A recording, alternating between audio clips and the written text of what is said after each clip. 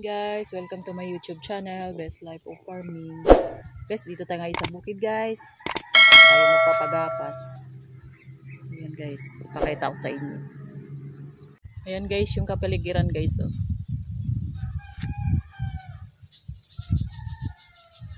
Ayan guys, sa kabila guys, meron ding palayan dyan sa likod ng sagingan. Ayan, santol yata yung puno na yan. Oh. Nintay namin guys yung maggagapas. Lape. Mas nauna pa kami guys. Anong oras na? Ayun, madilim na yung langit oh. Namuuna naman yung ano. Ayan, ayun dun sa amin guys. Itong katabi namin, nagapas na to. Mas nauna to na 1 linggo eh. Ayun, yung rich town guys oh. Dito kami sa dulo.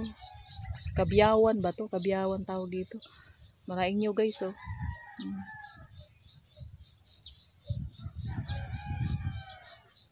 Ito yung service ko guys.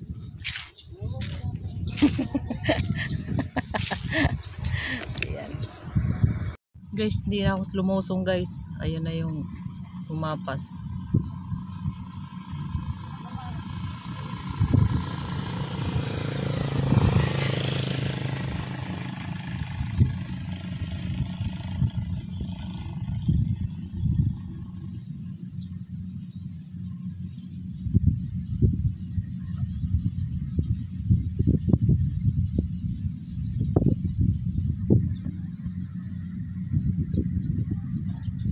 Puti kasi guys, ayan o.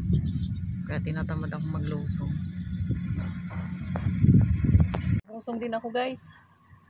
Nandito ako guys, ako guys. Ito guys. Ayan. Papakita ko sa inyo guys yung gumabas. Ayan o.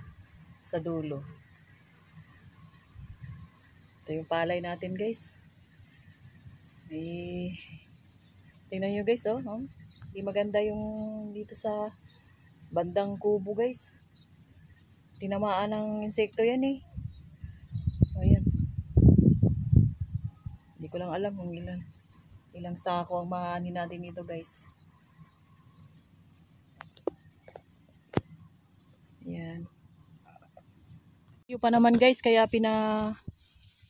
pinaagapan kong ipagapas guys kasi baka abutin na naman tayo ng bagyo nito guys. Pumangit na nga yung palay natin, tapos abutin pa tayo ng bagyo. Wala tayong makukuha nito. Ayan guys. Oh.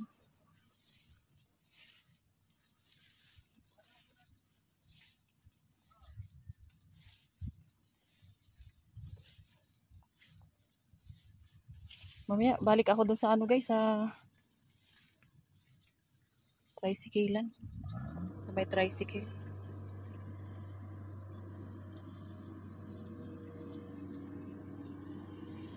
Kami pang gagapasin.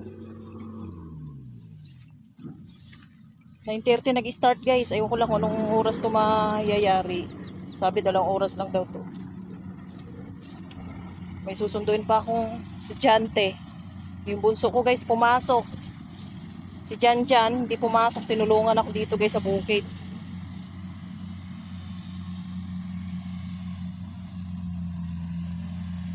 Ayun. Isa lang nagkangga guys. Oh, yung kalabaw. Sana huwag muna umulan. Diyos ko Lord. Umulan.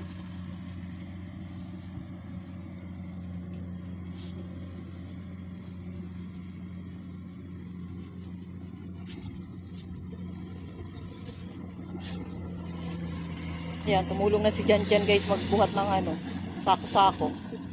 So, isa lang yung nagkangga.